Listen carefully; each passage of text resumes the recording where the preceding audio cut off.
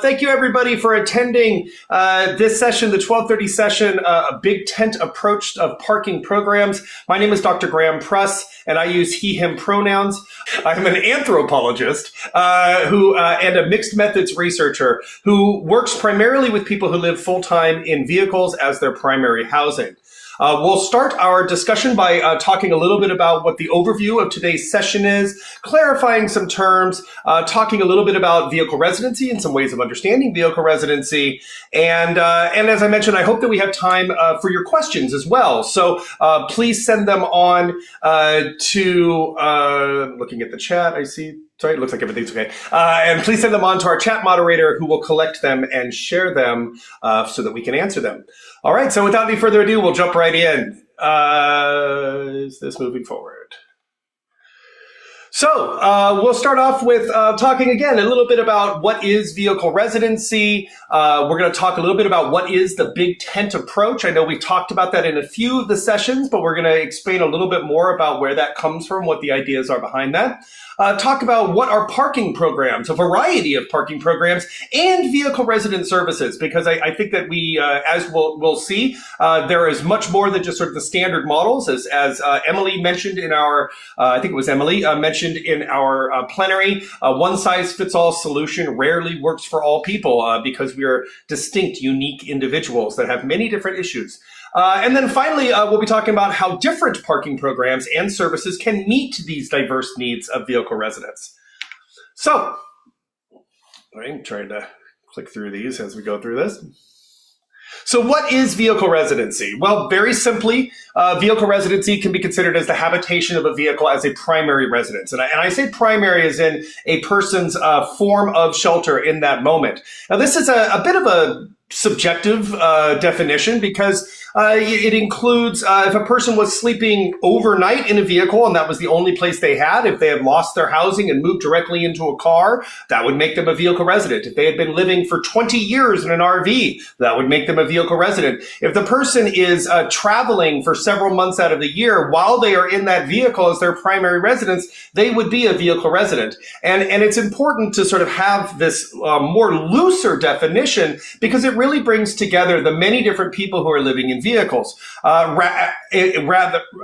whether they are living in an RV or a school bus, as you can see in the photo in the upper left of a line of vehicles that's parked actually in Seattle, I think I took about 10 years ago, or in the photo in the middle of the screen, which is 100 plus, maybe more vehicles that are lined up in the desert out near the Arizona and California desert, then it can be difficult to tell whether they're lived in full time, how long the person lives in them, what sort of socioeconomic conditions they may have, what their experiences or background are, and as particularly from looking at the vehicle from the outside.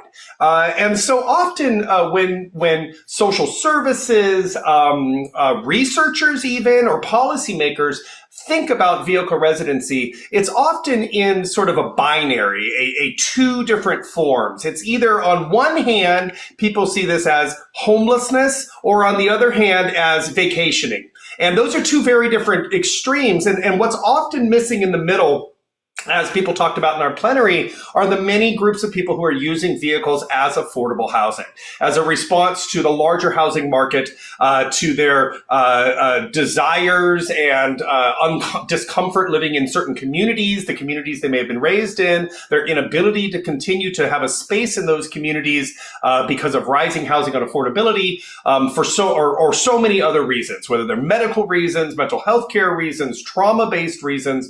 More and more people are moving into their vehicles as housing. So who might need to live in vehicles? Well, we might see people who are living in vehicles who have incomes that are too low to afford housing within their communities, but those same incomes may be too high to be eligible for housing assistance and social services. This is something that we often see in outreach with people living in vehicles. We may also see people with pets or animal companions or service animals that may not be allowed into an emergency shelter if that was where they were directed, or other forms of temporary housing, or even shared housing or affordable housing units. We meet people who have multiple chemical sensitivities, such as veterans who may have had treatment of actual chemicals during their service, may have been exposed to chemicals during their service, and now when they are asked to move or directed to move into new affordable housing units, cannot do so because of off-gassing that happens from materials that are used in those units. And then we have unhoused families who are avoiding separation from their children, from their family members, often older children, when they are directed into emergency shelters. If you are a family that has, say, a 16-year-old son, it is likely that that 16-year-old son may be directed into an adult male service center and may be separated from the rest of the family. So there are, this is just some of the reasons why people living in vehicles might need to live in a vehicle. Some more are for people who are experiencing post-traumatic stress disorder or fleeing domestic violence or intimate partner violence. We see this often among people who are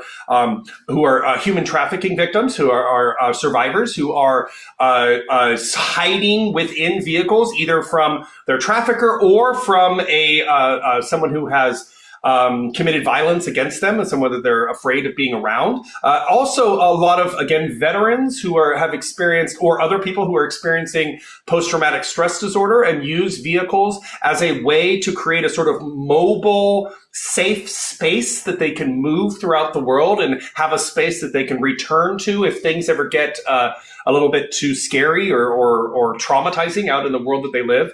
There's also many people who have undocumented immigration status, people who may be afraid to actually access social services because of either a perception, real or perceived, I should say, an impression, real or perceived, that they will be penalized for trying to access social services as an undocumented immigrant, and particularly for themselves or their children, their families. So we see people who are avoiding social services completely and living in their vehicles long term as a way to still have housing and while not putting themselves or their children at risk. And also people with felony or sexual offense charges who have been systemically blocked from employment and housing. Of course, it doesn't mean everybody living in vehicles falls, of course, under these categories, but for people who have been systemically blocked from their housing and employment options, living in a vehicle long term may be their only choice for housing.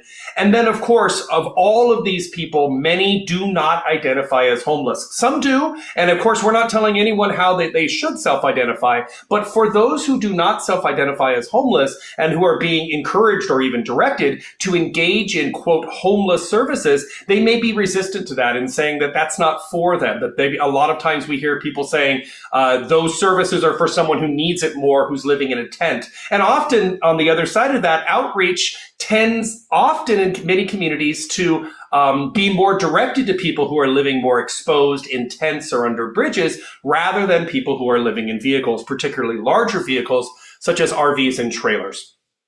So there's a wide diversity of people who may need to live in a vehicle out of their circumstances. So how can our communities incorporate and support this diversity of people living in vehicles, whether they're living in, this line of RVs that we see, this was taken in Seattle several years ago, of RVs parked in an industrial neighborhood, or people who are living more out in the open access lands, or any of the many places that people are inhabiting vehicles across the country. In the right hand, this photo was actually taken, I took this photo myself at the Schoolypalooza event a couple years ago of someone playing drums to welcome the sunrise, a common activity at those events. One way to think about this that I think might be helpful, as I mentioned earlier, I come from a perspective as an anthropologist, and anthropology has, which is the study of human beings, for those who don't know, it's a pretty kind of basic science, but not necessarily widely known, is often anthropologists focus on the study of nomadism, because nomads have been around really longer than cities have been around. In fact, in many ways, the adaptive strategies of nomads, of being reflexive with their environment, and what I mean by that is responding to the changes within their environment by changing their own behaviors, that adaptive strategy is what has allowed humans, empowered humans, to create homes all across the planet, into space, into the deepest parts of the sea, to be able to move around and create new spaces and new tools, new ideas, to adapt in general. And in many cases, we might even think about it that nomadism as a way of living is older than living in cities. And at the same time, the idea of the nomad as someone who is an other is something that was more created by people potentially living in cities to describe what it means to not live in a city. Again, I'm not saying anyone should have any problem with any of these identities. I encourage you to self-identify however you wish, but it's just something to think about in terms of that the concepts of adaptive strategies of mobile housing has existed for really throughout the history of our human species, and that much more of the settlement that we now think of as normal is a much more recent concept in our history. So one way of that anthropologists have considered nomads is through this concept of nomadic tethering, which is this connection between nomadic people who are moving around, space, the places that they live in, and how long they live in those places. And I bring this up briefly to suggest that this may be a way for us to understand the many different camps that are in vehicle residency, and to understand what the parking programs and service needs may be to help these different camps. This nomadic tethering generally aligns to people who are geographically tethered, people who are geographically semi-tethered, and people who are geographically untethered. I guess I said that backwards of what's on the screen here.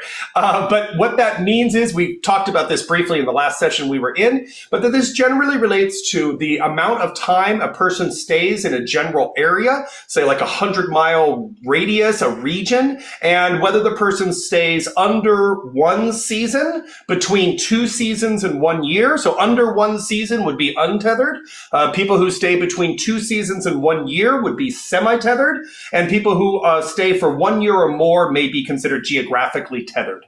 And often that there's similarities between these groups, as people who are geographically tethered may be living long-term in a vehicle in public spaces. They are often displaced into their vehicle from local housing markets, and they're using their vehicles as a way to maintain a connection within the community where they live. Whereas people who are geographically semi-tethered are often moving around seasonally, either to be with loved ones, or for their medical emergencies or medical issues, or their own medical experiences, whether it's to access different mobile employment markets. For example, people who are travel nurses often have to stay more than 1 season, but may not be able to get a contract that is for more than 1 year.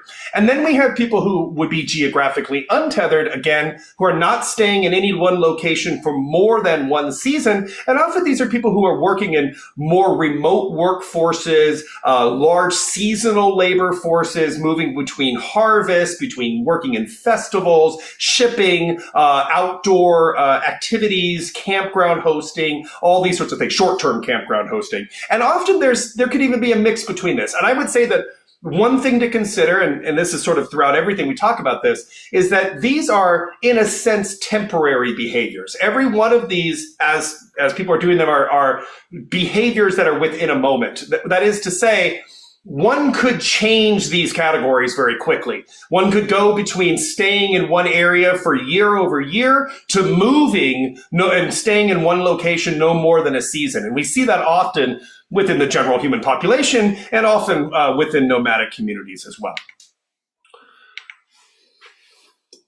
Sorry, trying to go on to the next one. Oh, and there we have all the various locations there. So what is the big tent approach?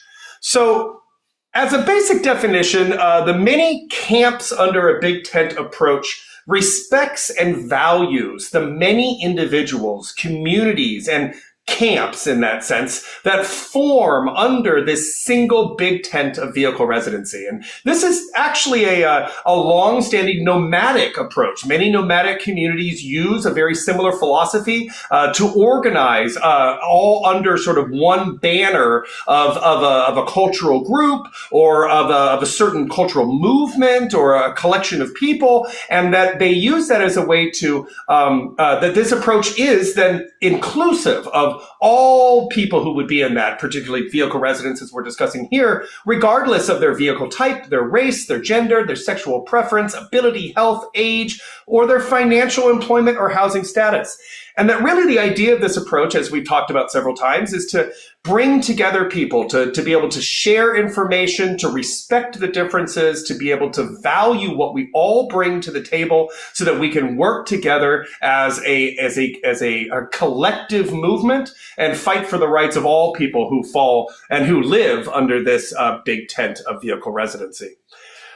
And as a kind of a visual example of that, we have many different groups that are actually out here working with vehicle residents, if you're not already aware. Groups like the Home on Wheels Alliance, which was prominently featured in the film Nomadland a few years ago, founded by Bob Wells and Sue Ann Carlson.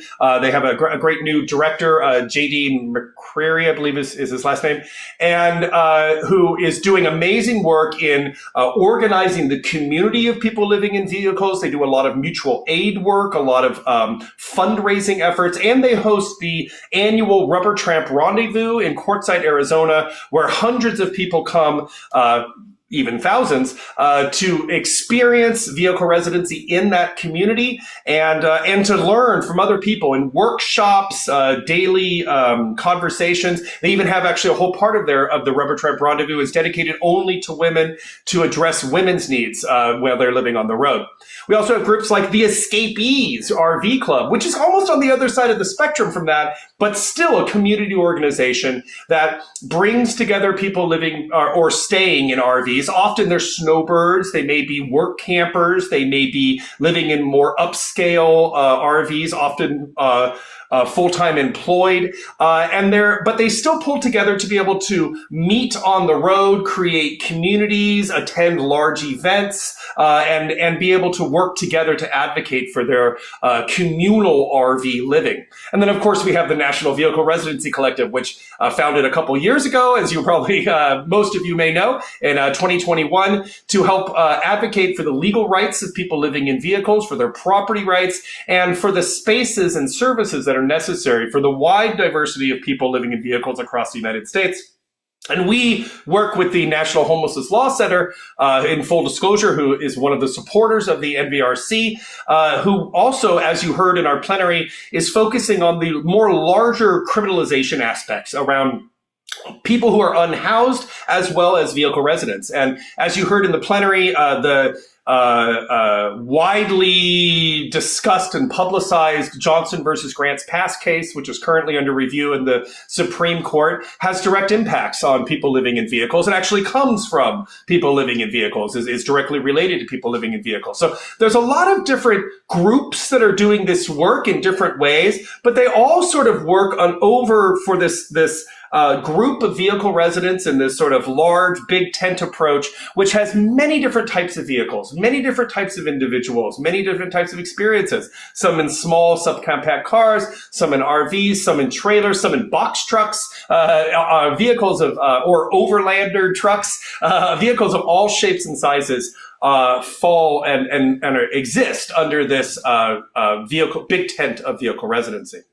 So then, what are parking programs and the various vehicle residency services, vehicle resident services? And it's hard for me to see all the many people on here. I do see many who are coming from a parking program perspective of operating parking programs or looking to start them. Hopefully this will help to educate you more on what is available out there for parking programs and talk a little bit about, and if you are living in a vehicle, maybe about other options that might be available that you may or may not be interested in, but that we can advocate for together so that all of the many different people living in vehicles across the country have a place to live or to exist. Well, some people can benefit from overnight parking programs, such as the Safe Parking Program in Lake Washington United Methodist Church in Kirkland, Washington. Karina O'Malley operates and is going to be speaking about at one of our sessions later on.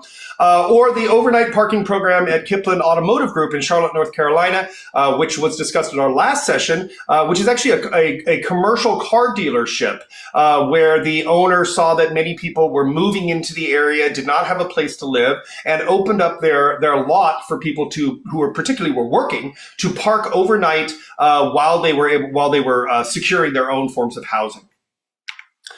And some other people benefit from longer-term parking programs, particularly if they're living in RVs, such as those living in the Sunderland RV Safe Park lot in Portland, Oregon, in this upper picture with maybe 15 or so RVs that are parked in this lot during a snowy weather, and people living in the supportive RV parking program at the Santa Teresa Valley Transit Authority's light rail station in San Jose, California, where 45 RVs and trailers are parked, and people are able to access social services, case management, housing assistance, toilets, showers, all these sorts of facilities that they need to thrive and to work and to be better connected with their communities. And then some people can actually benefit from even longer permanent style parking programs. One example of this is Community First Village, which is operated by the Mobile Loaves and Fishes in Austin, Texas. You can actually see Austin way in the background of this picture. This is not really in Austin. It's kind of on the outskirts of Austin. But that's one of the ways that their model operates, is they have a space that is rather distant. It's in a space where they could get that property. And they have trailers, mobile homes that are parked full-time on that lot, and spaces for people to come in and park, as well as tiny home villages and a wide variety of spaces for people who are unhoused or living in vehicles in many different ways to find stability and security in their homes. And some folks just need assistance to dispose their waste, refill their water, charge their batteries, and get a shower, such as this RV pump out program that's in Seattle, Washington, and is going to be discussed later on by Chris Wilkerson. I see him on this chat. I'm looking forward to hearing all about that, Chris. As well as the Hope Through Soap mobile shower unit and closet bus in Atlanta, Georgia, which has a mobile shower they bring out to communities, and actually the closet bus provides clothing for adults and children, I believe. I do see a question. This is a great question. It just came in from Harold. I'll answer it really quickly, but please do send your questions to the chat moderator so that we can answer them at the end. Harold asked if we know of any parking programs in Oklahoma City, Oklahoma. To my knowledge, I actually don't know of any at this moment, particularly in Oklahoma City, but the National Vehicle Residency Collective has been gathering information on parking programs like these from all across the country and posting them on our website. So if you go to vehicleresidency.org and you look under... Boy, I forget where it is. It's, I think it's under Resources tab. There is a listing of parking programs, and you can go in there and look by state. I don't know that we have anything under Oklahoma, and we are trying to get more information. So we're trying to gather as much information as we can about these different parking programs. If you know of any in your community, please go in there and enter that information so that we can add them to that database to inform others. And some people move between national and state parks, Bureau of Land Management open access areas, or long-term visitor areas, which I would imagine many on this call do not know of, have never heard of. And a lot of these photos look the same because they're in about the same area. This is all around the town of Quartzsite, Arizona, which is near the California-Arizona border, prominently featured in the film Nomadland, and where the Rubber Tramp Rendezvous occurs. That's pictured up here in the upper left. This is actually back in 2018 when it was held in Bureau of Land Management lands, open access areas. It has since moved into a baseball field in the town of Quartzsite and is held there where, again, they have workshops and a whole bunch of different community events. It's an amazing experience that I highly recommend that people attend if they ever have the opportunity. And then people in the upper right here, you can see this is from Stoolypalooza in 2022, which is a gathering of probably around 1,000+ vehicles that are mobile homes, school buses, vans, trailers of all different types, often that are lived in full time, and where people come together to create community. And often people are living in these places called long-term visitor areas, which are this really interesting project that is operated in Bureau of Land Management open access areas, where they, like in the bottom left here, you can see La Posa South, where up until recently, I believe that they're currently changing the fees for these programs, but they have been at about $1 a day has been the cost for people to stay in these, and so that can be $180 for 6 months for people to stay. And you talk about affordable housing, that's about as affordable as it gets in this country. And while they're staying there, people have access to dump stations, water, trash, restrooms, as you see, all listed on the sign here. And if you ever go out to Quartzsite, Arizona, particularly out to the long-term visitor areas, you'll see them literally packed with people who are living there for 6 months, sometimes longer, moving between different national state parks, Bureau of Land Management, open access areas, and these long-term visitor areas.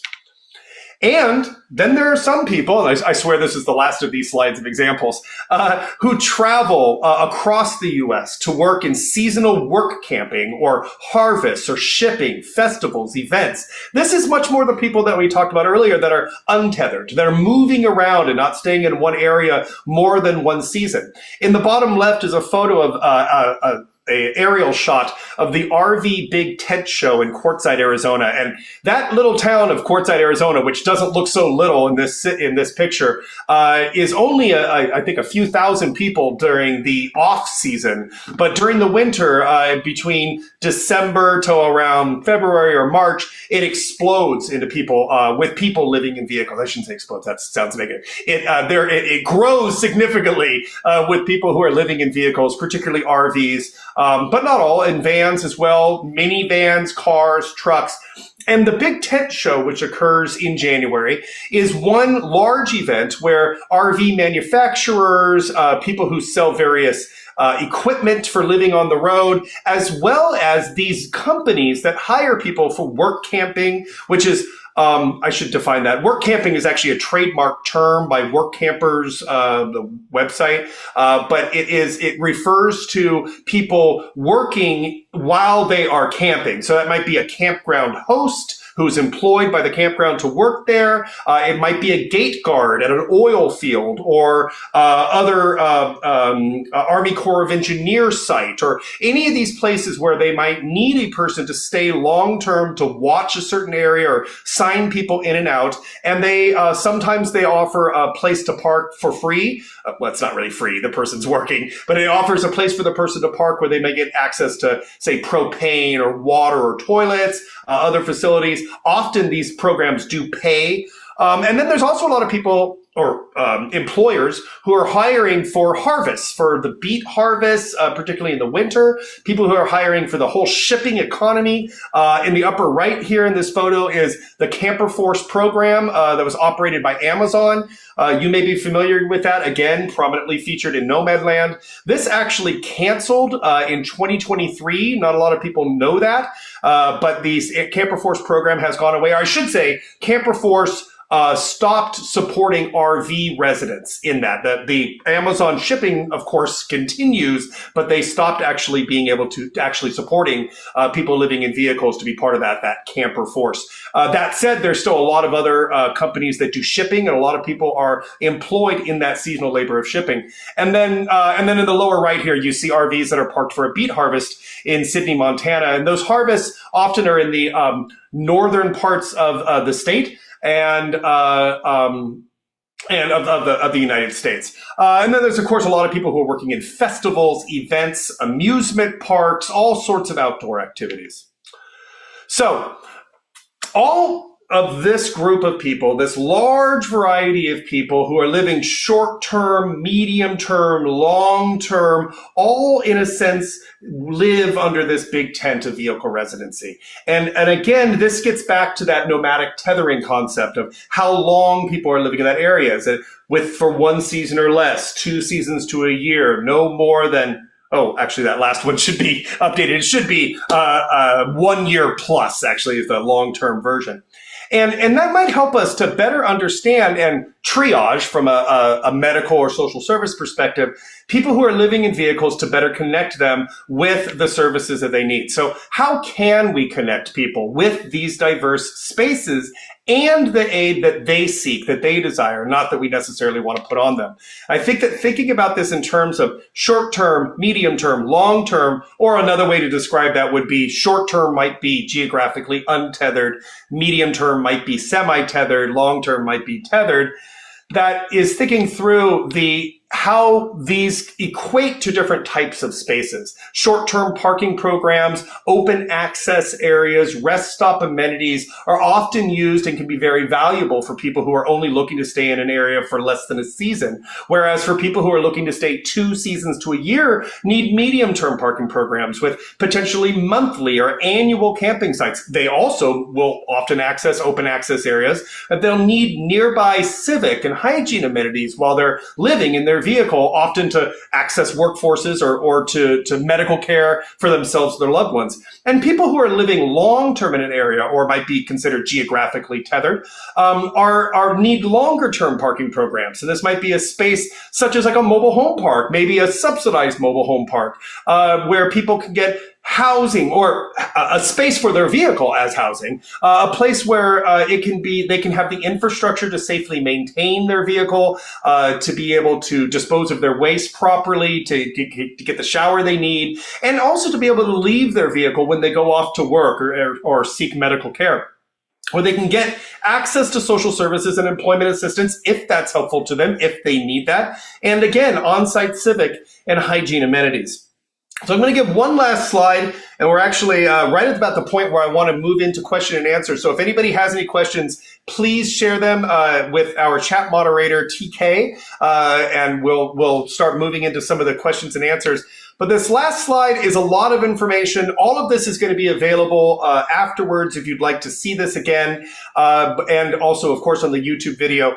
But this is a way of thinking about how we might triage vehicle residency by developing multiple different types of programs, multiple different types of amenities for people. Everything from spaces, such as a rentable parking program for people who have the money to do so, who want to stay in a more manicured spot and that they have access to the facilities, and they're looking for something like a campground or maybe even itinerant housing while they're working in a short-term labor. Also things like a temporary amenity site, which we might call a rest stop, right? These exist all across the country, and many of them, at least used to, have septic tank disposal systems. Many of those have gone away. A lot of rest stops have closed down. And of course, there's a lot of them that are full because there's not enough spaces for all types of vehicle residents, including long-haul truckers, which we may arguably consider within the big tent of vehicle residency, but many long-haul truckers are also living in their vehicles while they're on the road and also need a place to park. And because many cities require oversized vehicles to park in industrial areas, they may be in direct competition with people living in RVs or trailers who have to occupy those same spaces.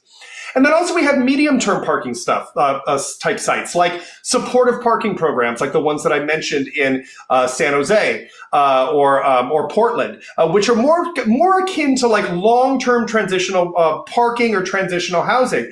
Often they're designed as a way for a person to move out of the vehicle so that they wouldn't be staying there long-term, but they would have a place to be able to live while they're securing housing or social services or employment to be able to help them achieve stability in whatever that means for them personally. And they may have a duration of less than 1 year, but they would allow some sort of re-entry.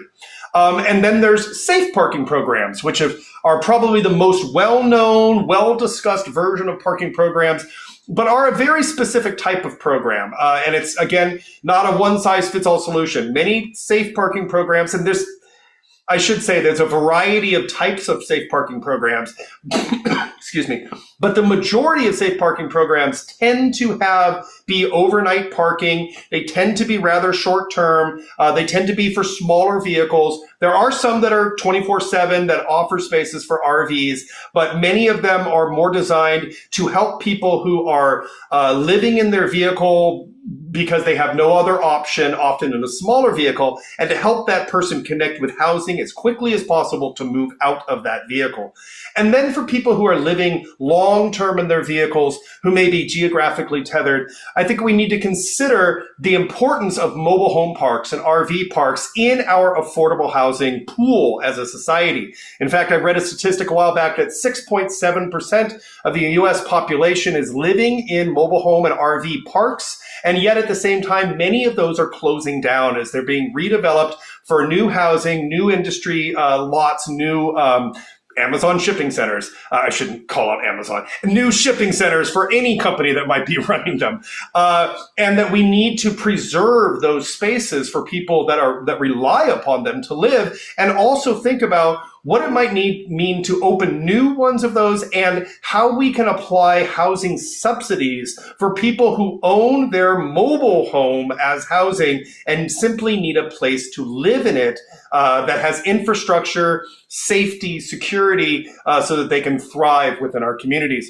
And ultimately, and last, something to think about is a stable parking program. That actually is much more on the subsidized model, sort of what I was just talking about, where we might think about how we might apply a permanent or supportive housing voucher to help people maintain those spaces, live in those spaces long term when they actually do not have the income to be able to do so.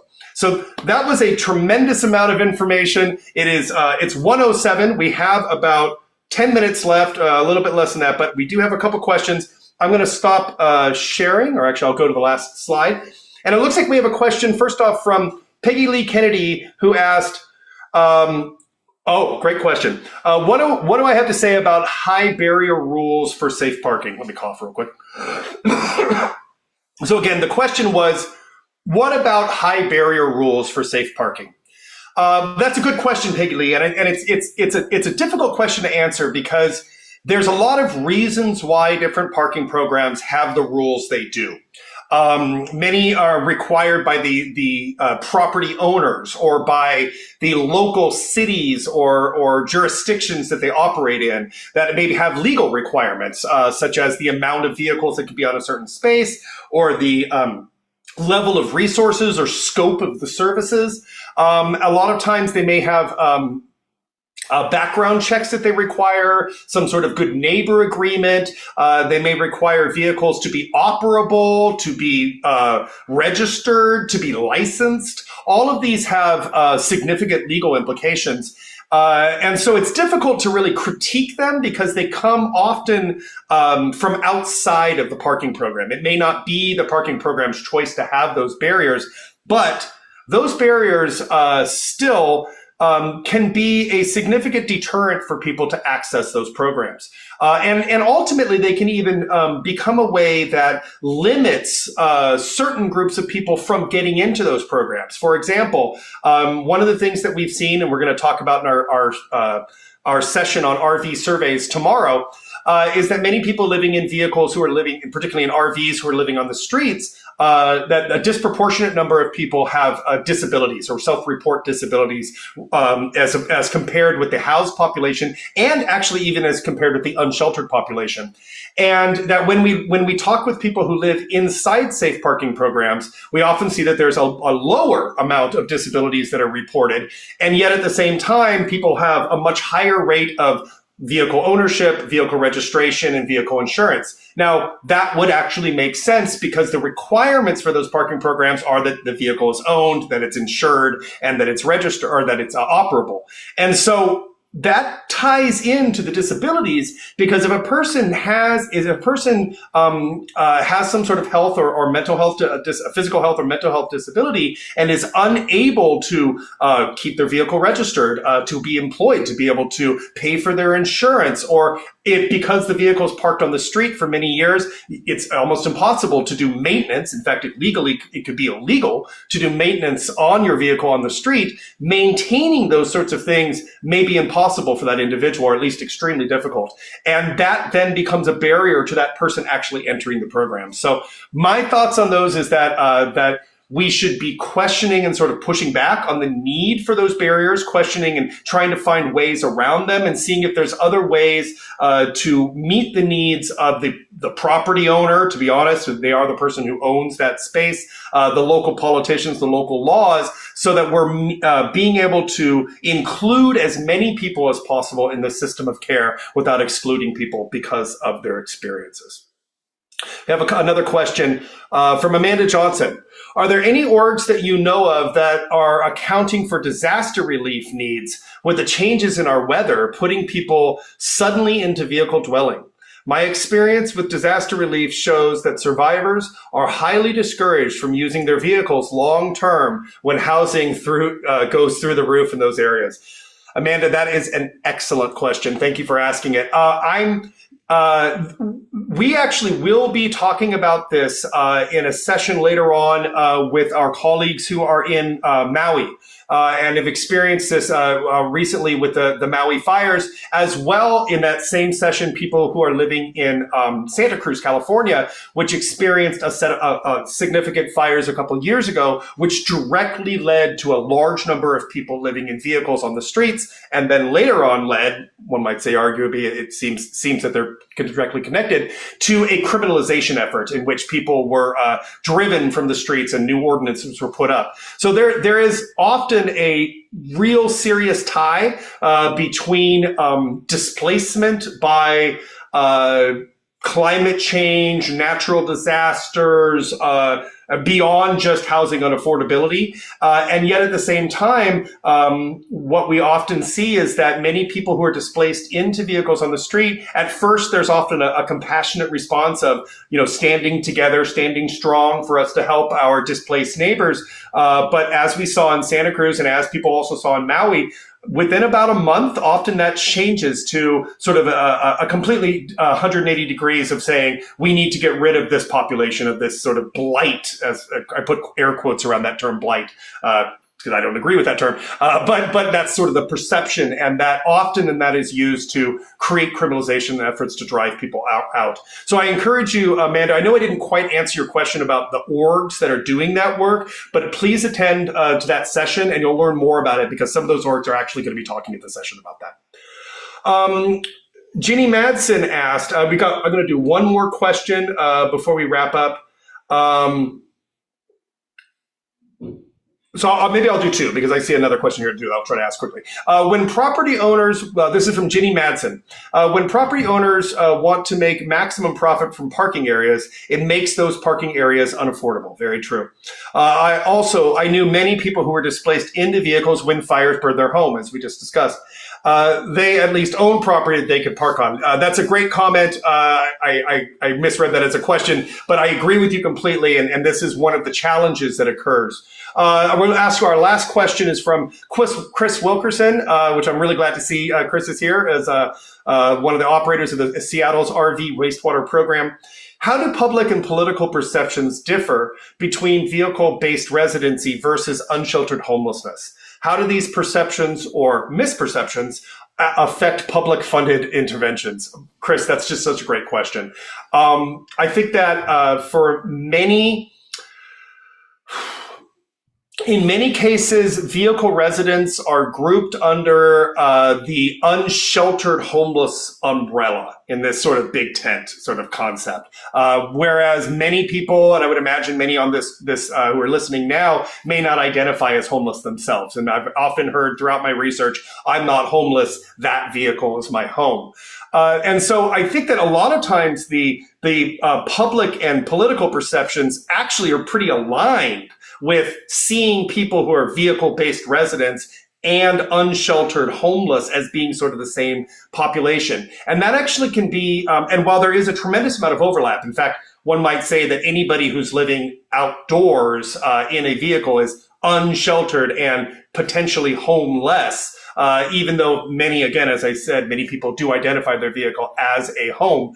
But that not recognizing the differences there really, and the again, sort of the respecting the diversity of people's needs and their resources and their experiences makes it so that we tend to try, many social services and policymakers see funneling people living in vehicles into emergency shelters as sort of the ultimate response. And it leads to one of the real challenges, and I would say this gets to the second part of your question about publicly funded interventions, is that it leads those policymakers to see the person as what's called service resistant if they do not choose to move into their shelter. And so while we see emergency shelters as sort of a standard model that has been operating for decades, and we see new tiny houses that are being brought online to help move people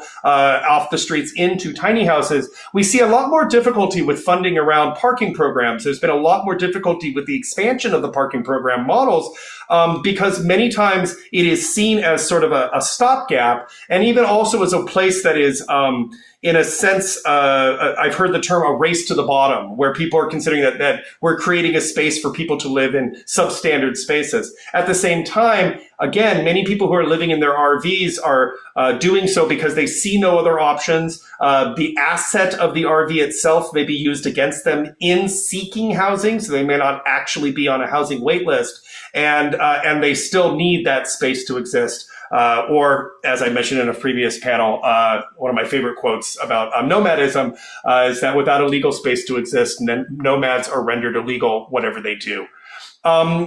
Thank you very much. I think that is our time. It's 1:16. I appreciate everybody for your great questions. Thank you for attending this session.